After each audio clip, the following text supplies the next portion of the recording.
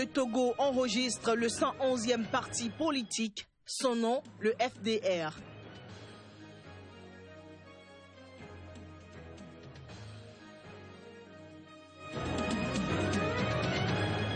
En Côte d'Ivoire, le Front du refus et la coalition du non demandent l'application de l'arrêté de la Cour africaine de justice. À quel sujet? Vous le saurez dans ce journal.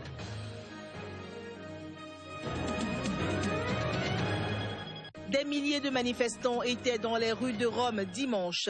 Le but est de décrier le référendum prévu dimanche prochain.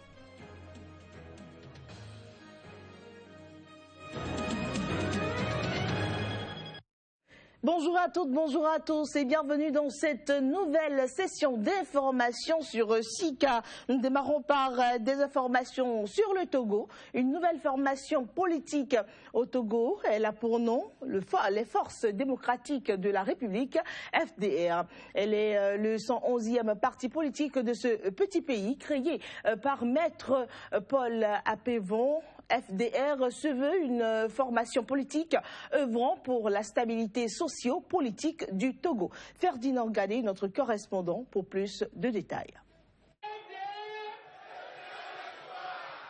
Les Forces démocratiques de la République, FDR, c'est la nouvelle formation politique au Togo. L'ancien président national du parti de l'opposition, le comité d'action pour le renouveau, car Maître Paul Apevon a mis sur les fonds baptismaux son propre parti politique samedi à Lomé.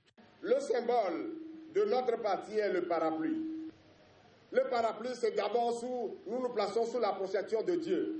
Parce que tout ce que nous ferons sera résolument sous sa gouverne. Mais notre parti se donne également pour ambition le devoir impératif et l'engagement républicain de protéger le peuple togolais et chaque citoyen contre l'ignorance, la pauvreté et la violation de ses droits. La couleur aussi, on vous l'a expliqué, c'est le violet pauvre, qui, dans son sens positif, est obtenu par la somme de plusieurs couleurs.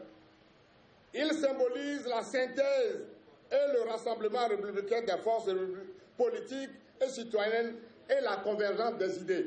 Selon Maître Paul Apevon, le désormais président national de FDR, le 111e parti politique du Togo, va œuvrer aux côtés des autres formations politiques pour la stabilité sociopolitique du pays. La Cour africaine des droits de l'homme et des peuples a rendu le 18 novembre dernier à Arusha, en Tanzanie, son arrêt sur la Côte d'Ivoire. Cet arrêté stipule que l'État de la Côte d'Ivoire a violé son obligation de créer un organe électoral indépendant et impartial et qu'il a également, par voie de conséquence, violé le droit des citoyens de participer librement à la direction des affaires publiques de leur pays. Si pour le porte-parole du RDR, Nguessan, cette décision est sans effet, le porte-parole du Front du refus et la coalition du non et ses partisans veulent prendre la rue.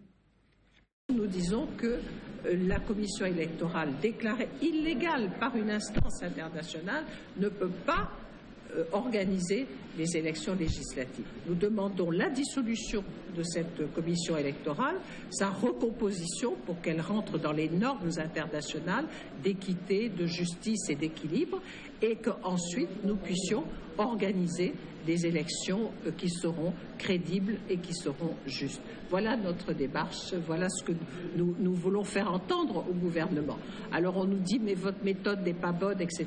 C'est la seule méthode que nous avons. Nous avons toujours déclaré que nous avions face à des forces importantes qui sont devant nous. Nous avons nos mains nues et nous avons nos voix. Et nous avons la rue, puisqu'on nous donne la rue. Nous la prenons, mais nous faisons aussi des actions en justice. Nous avons fait des recours au niveau du Conseil constitutionnel, qui bien sûr a botté en touche. Nous sommes en train de saisir la CEDEAO. Donc nous menons des actions sur un certain nombre de fronts.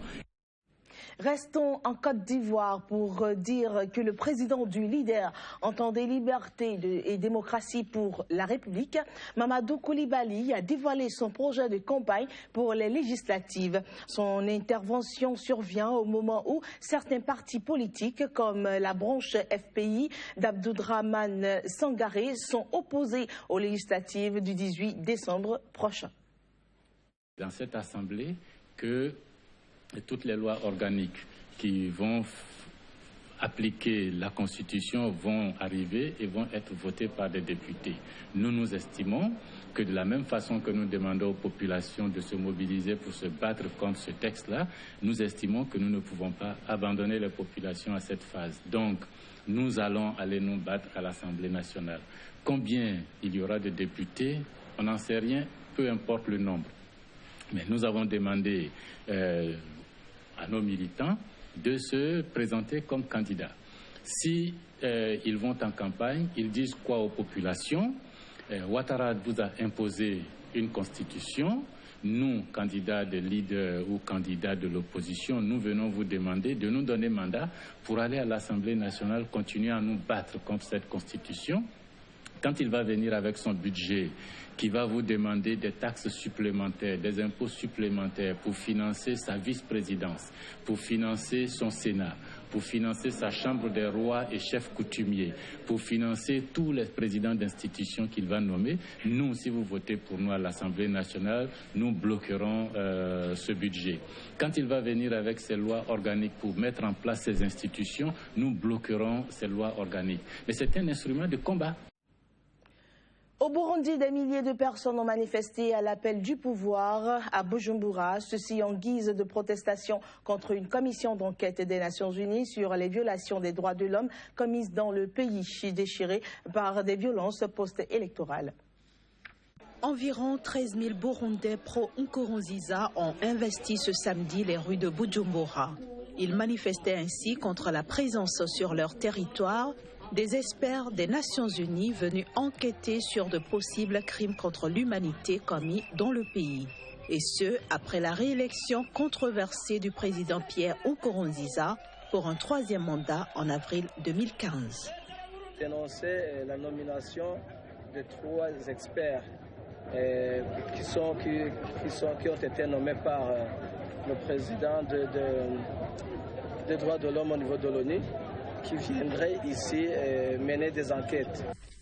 Les manifestants ont observé un sit-in devant l'ambassade de Belgique pour protester contre une réunion organisée par le Sénat belge avec des opposants burundais en début de semaine. Dénoncer le rôle que la Belgique joue au cours de ces derniers temps. Il héberge les gens qui ont organisé les manifestations, les gens qui ont fait le coup d'État. Ne venez dire à la Belgique de ne pas s'ingérer, plutôt d'harmoniser nos relations diplomatiques.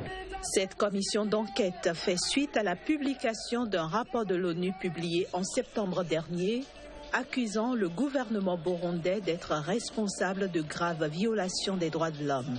Le dit rapport renseignait aussi sur la possibilité d'un grand danger de génocide qui guette le Burundi.